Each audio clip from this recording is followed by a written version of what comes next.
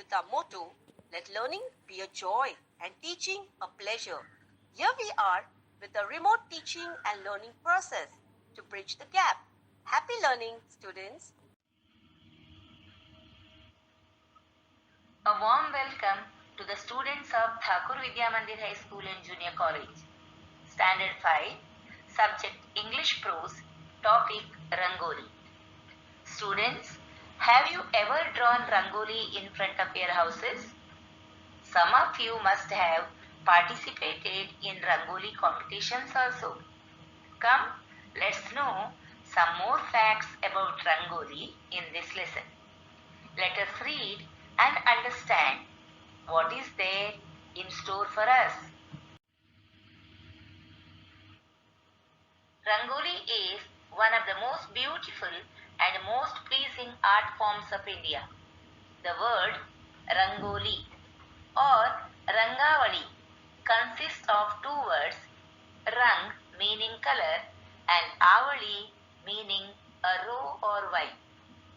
Rangoli is the art of making designs or patterns on the walls or the floor of the house using finely ground white powder and different colors.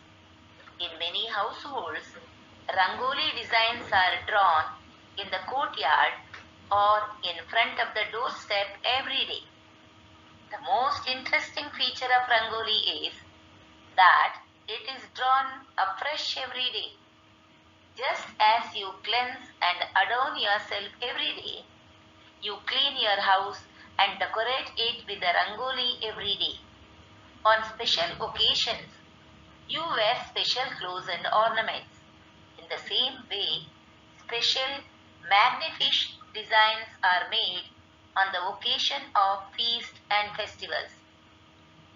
This paragraph says that drawing Rangoli signifies a warm welcome to all people who arrives at your doorstep. Let's learn some meanings of the new words. Courtyard means open space in front of our houses. Adorn, make beautiful or attractive.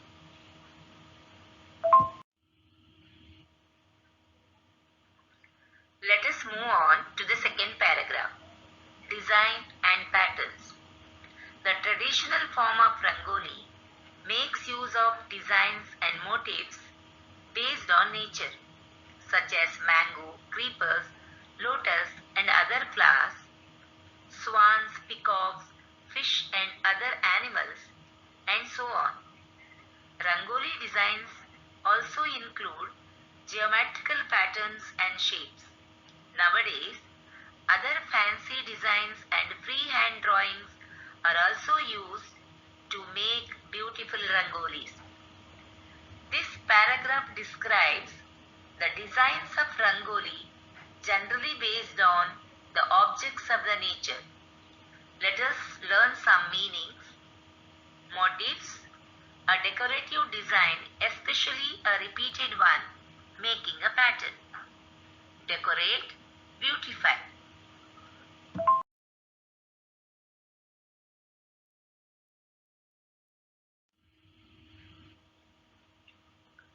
The next para describes how the rangolis are made.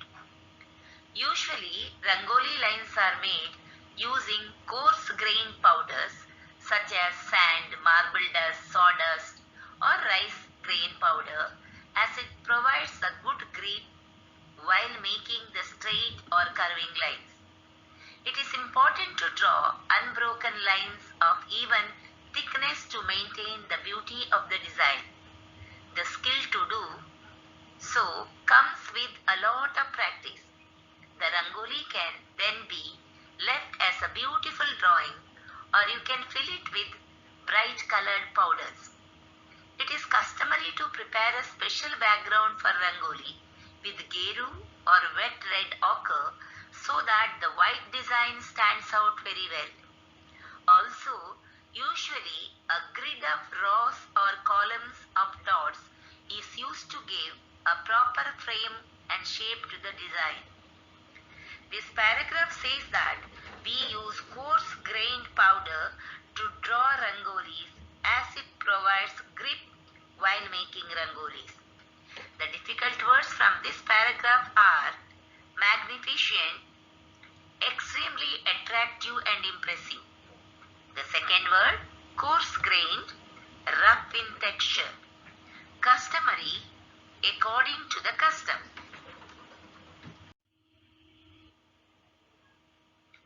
Let us move on to the next paragraph, Diwali and Rangoli. Rangoli occupies a special place in the festival of Deepavali or Diwali. Since the art form is an expression of warm hospitality, it is used by almost everyone to decorate the courtyard during the festival. It signifies that the people coming to the house are welcome inside. Rangoli in different states.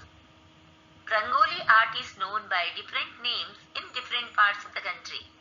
It is known as Chauk Purana in Uttar Pradesh, Medana in Rajasthan, Muggu in Andhra Pradesh, and as Rangoli in Gujarat, Karnataka and Maharashtra. Each region has its special characteristic designs and patterns. In the northern parts of India, it is customary to make Rangoli designs with the traditional wet colors. In Bengal, Rangoli is known as Alpana, whereas in Bihar and Uttarachal, it is named Aipana. Kolam is a name given to the art of Rangoli in southern parts of the country, mainly in the states of Kerala and Tamil Nadu. Kolam designs are made with the help of rice powder.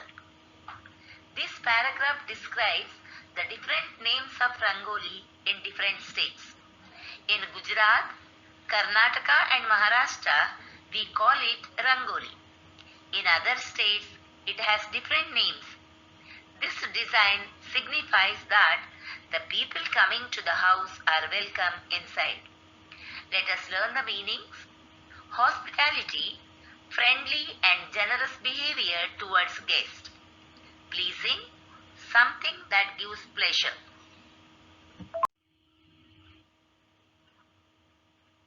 Let us learn something about Rangoli in the modern days.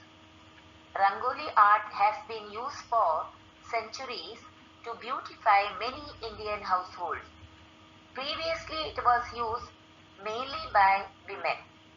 Today, both men and women learn and practice this art, adding their innovative ideas to the traditional designs and motifs. At the time of public celebrations, carpets of Rangoli are spread over large areas and even long distances. Some people use leaves and flowers to make rangolis, which are beautiful as well as fragrant. Would you like to try your hand at this beautiful art form? Yes, tomorrow onwards, let us put a small rangoli in front of our doorstep. You will definitely enjoy doing it.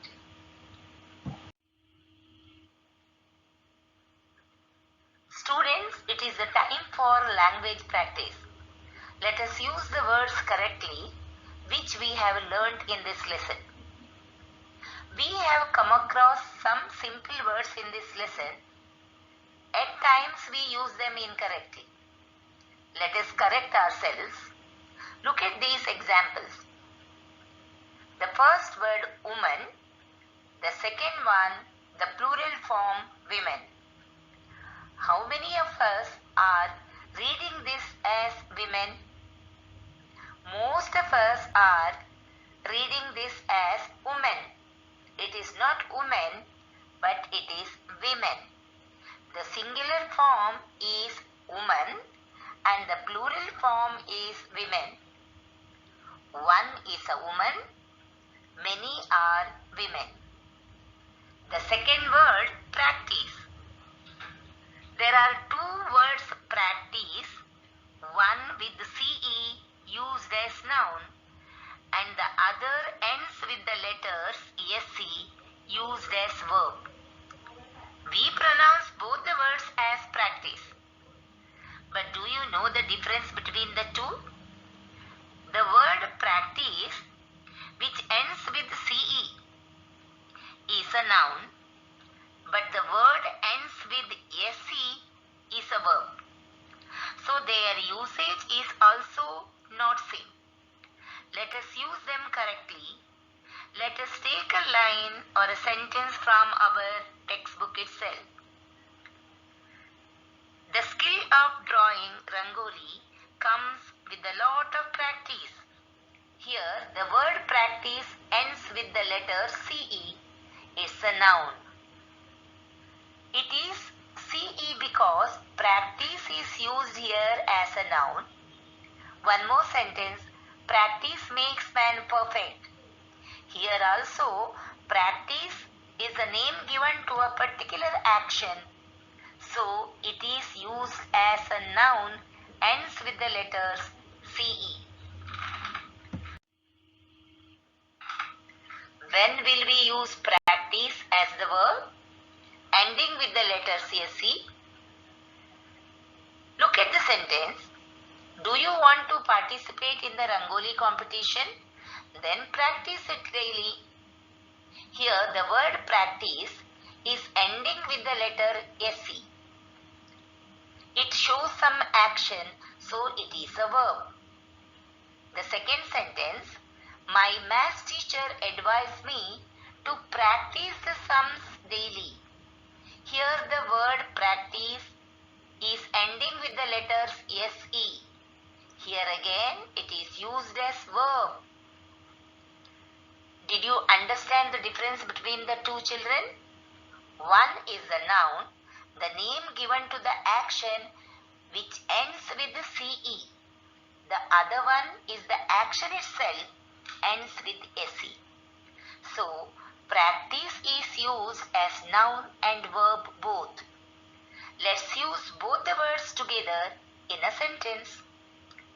Practice makes man perfect, so I always practice my spellings. Can you differentiate between the two words? They are completely different, though they are pronounced the same. First practice is the noun and the second practice is the verb. One more example, children. I practice the practice sums given by my teacher. I practice. Practice is the verb ending with SE. The practice sums. It is the noun ending with CE. I hope you all have understood the difference between the two. Thank you. See you soon with some more examples. Thank you.